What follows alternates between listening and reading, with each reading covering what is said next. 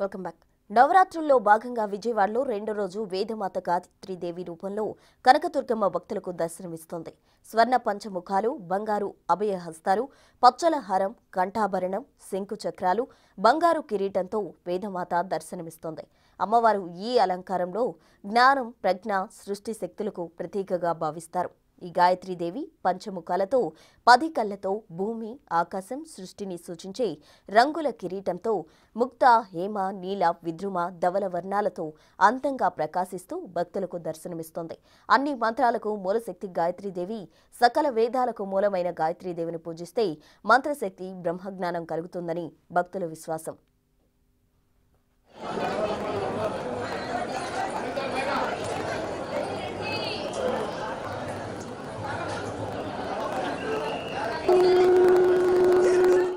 ఇక అమ్మవారి దర్శనం కోసం రాష్ట్రం నలుమూలలతో పాటు ఇతర రాష్ట్రాలు, దేశాల నుంచి భక్తులు పోటెత్తుతున్నారు. లక్షలాది మంది భక్తులు కొండపైకి వస్తుండటంతో క్యూలైన్లతో పాటు తీర్థప్రసాదాలు కూడా ప్రతి ఒక్కరికి అందేలా అధికారులు అన్ని ఏర్పాట్లు చేస్తున్నారు.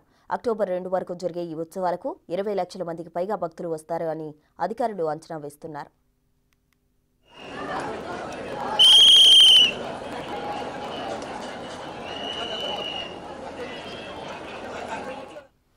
ఇంద్రకీలాద్రిపై ఘనంగా దసరా వేడుకలు జరుగుతున్నాయి. దీనికి సంబంధించి పూర్తి డీటెయిల్స్ మా ప్రతినిధి సాహిత్య లైవ్ లో అందిస్తారు. సాహిత్య,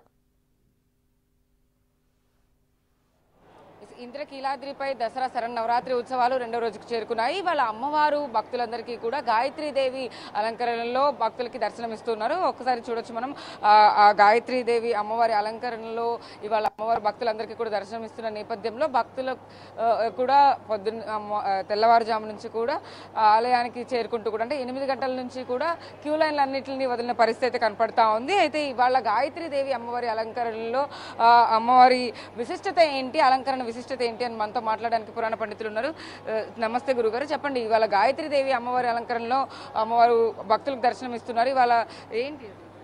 ముక్త విద్రుమ హేమనీల ధవళఛాయైర్ముఖై త్రీక్షణై ఈ విధంగా గాయత్రీదేవి యొక్క స్తోత్రం. అమ్మవారు 5 ముఖాలతో ఉంటుంది. ముచ్చపు వర్ణం, పవడపు వర్ణం, అలాగే బంగారు వర్ణం, నీలవర్ణం, తెల్లటి వర్ణం, ఈ వర్ణములు కలిగినటువంటి 5 ముఖములతోటి అమ్మవారు దశహస్తములతో ప్రతి ముఖమునందు 3 కన్నులు, అలాగే శిరస్సునందు చంద్ర కలిగి అమ్మవారు స్వరూపం. త్రిమూర్తి లక్షణములు, త్రిశక్తుల యొక్క లక్షణములు కూడా మనకు స్పష్టంగా కనిపిస్తాయి అమ్మవారిలో.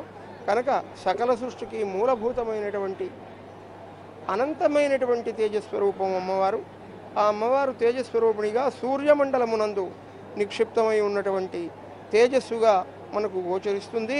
ఆ అమ్మవారిని ఉపాసించి మహర్షులు సర్వశక్తులను కూడా పొందినవారై దీర్ఘాయుష్మంతులై మరి ఈ లోకానికంతటికీ కూడా క్షేమాన్ని ప్రసాదిస్తూ ఉన్నారు. అటువంటి దివ్యమైనటువంటి శక్తిని ప్రసాదించే తల్లి గాయత్రీదేవి. ఆ గాయత్రి ఉపాసన వల్ల సమస్త వేద శక్తి లభిస్తుంది. కాబట్టి ఏమిటి అంటే ఆ అమ్మవారిని నిరంతరము ఉపాసించి మరి సమస్త దేవతల యొక్క అనుగ్రహం కలుగుతుంది. కాబట్టి గాయత్రి అనుగ్రహం కలిగిందంటే దేవతానుగ్రహం కలుగుతుంది. కనుక నిరంతరము కూడా గాయత్రి అంటే ఆమె రక్షణ శక్తి, పరిపూర్ణమైనటువంటి రక్షణ, మనస్సును సక్రమమైనటువంటి స్థితిలో ఉంచేటువంటి పరాశక్తి ఆ గాయత్రి. అందుకని గాయత్రి దర్శనం వల్ల అందరూ కూడా సమస్త విధములైనటువంటి శుభాలను పొందుతారు. మనుష్య జన్మలో పొందవలసిన సాఫల్యములు మొత్తం 4 ధర్మార్థ కామ మోక్షములు, చతుర్విధ పురుషార్థములు, అందులో ఐహికంగా 3, తర్వాత ఆముష్మికమైనటువంటి మోక్షాన్ని కూడా అమ్మవారు ప్రసాదించి లోకాన్ని కరుణించి అనుగ్రహిస్తుంది. శ్రీమాత్రే నమః. అంటే ఏ మంత్రాన్ని ఎక్కువగా ధ్యానిస్తే ఇవాళ మోక్షం కలుగుతుందంటారు? గాయత్రీదేవి అమ్మవారి అలంకరణలో ప్రత్యేకంగా ఇవాళ భక్తులందరూ కూడా రెండో రోజు దర్శించుకుంటున్నారు కాబట్టి దాని విశిష్టత. గాయత్రి అనే పేరుకే అంత శక్తి ఉన్నది. కాబట్టి ఏంటంటే గాయత్రి అనేటువంటి నామాన్ని చక్కగా నోటితో ఉచ్చారణ చేస్తూ గాయత్రి దర్శనం చేసి అలాగే ప్రతినిత్యం కూడా సూర్యమండలానికి కనుక నమస్కారం చేసినట్లయితే ఆ గాయత్రీదేవి అనుగ్రహం విశేషంగా కలుగుతుంది. ఒకసారి చూడొచ్చు మనం. అంటే ఇక్కడ దర్శనానికి వచ్చే భక్తులందరూ కూడా ఏదైతే 8 గంటల నుంచి కూడా ప్రారంభమైంది కాబట్టి క్యూ లైన్ అన్నింటినీ కూడా ఇప్పుడిప్పుడే వదులుతూ ఉన్నారు. భక్తులందరూ కూడా కింద నుంచి ఏదైతే ఓం టర్నింగ్ దగ్గర నుంచి కానీ లేకపోతే వినాయకుడి టెంపుల్ దగ్గర నుంచి కూడా అందరూ అక్కడ నుంచి ప్రారంభమయ్యి ఒక దగ్గర అందరినీ ఆపివేసిన పరిస్థితుల్లో అయితే కనుక క్యూ లైన్లలో ఇప్పటికే భక్తులందరూ కూడా చేరుకుంటూ ఉన్నారు. అమ్మవారి దర్శనానికి అయితే ఇవాళ 2వ రోజు కాబట్టి నిన్న విశేషంగా అయితే కనుక స్పందన వచ్చింది. ఎక్కువ మంది భక్తులు ఎక్కువగా వచ్చారంటూ కూడా నిన్న ఎండోమెంట్ మినిస్టర్ కూడా చెప్పిన పరిస్థితి అయితే ఉంది. ఇవాళ విఐపి దర్శనాలు కూడా ఒక్కసారి మనం చూస్తే చాలా మంది అంటే తెల్లవారుజామున వాళ్ళకి ఆ టైం స్లాట్ ఏదైతే ఉందో 7 to 8 ఆ 7 to 8 తర్వాత టైం స్లాట్ ఆగిపోయినప్పటికీ కూడా ఇంకా ఆ విఐపి దర్శనాల మోత మోగుతూనే ఉంది. నిన్నటి నుంచి కూడా అంటే ఒక టైం స్లాట్ మెయింటైన్ చేస్తున్నాం అంటూ చెప్తూనే ఉన్నారు అధికారులు. బట్ కానీ ఎప్పటికప్పుడు ఆ టైం దాటిపోయినప్పటికీ కూడా విఐపి దర్శనాలకైతే కనుక కొదవ లేకుండా పోయింది. అందరూ వస్తూనే ఉన్నారు ఒకవైపు, మరోవైపు భక్తులు కూడా క్యూ లైన్లలో కాస్తంత వెయిట్ చేసినప్పటికీ కూడా వెంటనే వాళ్ళని 8 గంటల ఏదైతే 8 గంటల నుంచి కూడా దర్శనాలకి అనుమతిస్తామంటూ కూడా అధికారులు చెప్పిన పరిస్థితుల్లో ఇప్పటికీ ఒకసారి చూడొచ్చు మనం. సెక్యూరిటీ పర్పస్ పోలీస్ సిబ్బంది ఎక్కడికక్కడ అందరినీ ఆపేస్తున్న పరిస్థితి ఉన్నప్పటికీ కూడా అంటే చెక్ చేస్తూ ఉన్నారు వాళ్ళ దగ్గర పాసెస్ ఉన్నాయా లేదా అనేది అన్ని చూస్తూ ఉన్నారు. మరోవైపు ఏదైతే కొన్ని బ్యారిగేడ్స్ పెట్టి కొన్ని డిపార్ట్మెంట్స్ వైజ్ అయితే కనుక పోలీసులు అందరినీ కూడా చెక్ చేస్తూ ఉన్నారు. అదేవిధంగా ఒక్కసారి చూడొచ్చు మనం ఈ విఐపి మార్గంలో వచ్చేటువంటి భక్తులందరినీ కూడా ఒకసారి మనం చూపించే ప్రయత్నం అయితే చేస్తూ ఉన్నాము. వీళ్ళందరూ కూడా విఐపి దర్శనాల కోసమే ఇటువైపు నుంచే కూడా వస్తూ ఉన్నారు. మరోవైపు మనం సామాన్య భక్తులు కూడా చూడొచ్చు ఆ క్యూ లైన్లలో కింద నుంచి కూడా అవస్థలు పడు వాళ్ళందరూ 300 టికెట్ విఐపి టికెట్ ఫ్రీ లైన్లలో కూడా వాళ్ళందరూ దర్శనాలకి వస్తున్న పరిస్థితి అయితే కనపడతా ఉంది. దూర ప్రాంతాల నుంచి మహిళలు, వృద్ధులు కానీ ఇంకా అమ్మవారిని దర్శించుకోవడం. దసరా శరన్నవరాత్రులు అంటేనే విజయవాడ ఇంద్రకీలాద్రి అమ్మవారు అందరికీ గుర్తొస్తారు. విజయవాడ అనగానే కూడా ఫస్ట్ దసరా ఉత్సవాలే అందరికీ గుర్తొస్తూ ఉంటాయి. అలాంటిది అమ్మవారిని దర్శించుకోవడానికి ఎక్కడెక్కడో నుంచి వస్తూ ఉంటారు. ఈ క్యూ లైన్లు అన్నింటినీ కూడా పరిశీలించి మరి అంటే టికెట్స్ ఎవరైతే 300 టికెట్ 100 రూపాయల టికెట్ ఉందో ఆ టికెట్లను పరిశీలించి మరి అధికారులు ఇటువైపు నుంచే పోలీసులు కూడా పంపిస్తూ ఉన్నారు. మరోవైపు మహిళా పోలీసులను కూడా పెట్టి ఎవరికి మహిళలకు ఇబ్బంది కానీ ఇవ్వకుండా అయితే చూస్తున్నారు. ఇంకోవైపు డీసీపీ సరిత కానీ లేకపోతే ఇటువైపు సిపి రాజశేఖర్ బాబు అందరూ కూడా ఎప్పటికప్పుడు పర్యవేక్షిస్తూ భక్తులకు ఎవరికి కూడా ఇబ్బంది కలగకుండా అయితే చూస్తూ ఉన్నారు. ఒకసారి మనం విజువల్స్ లో చూస్తే కనుక ఎవరెవరి దగ్గర అయితే టికెట్స్ ఉన్నాయో వాళ్ళందరూ కాస్తంత వెయిట్ చేయాల్సిన పరిస్థితి ఉంటుంది. కొంతమందికి కుంకుమ పూజ కార్యక్రమానికి సంబంధించి కూడా పూజ చేయించుకుంటూ ఉంటారు లోపల.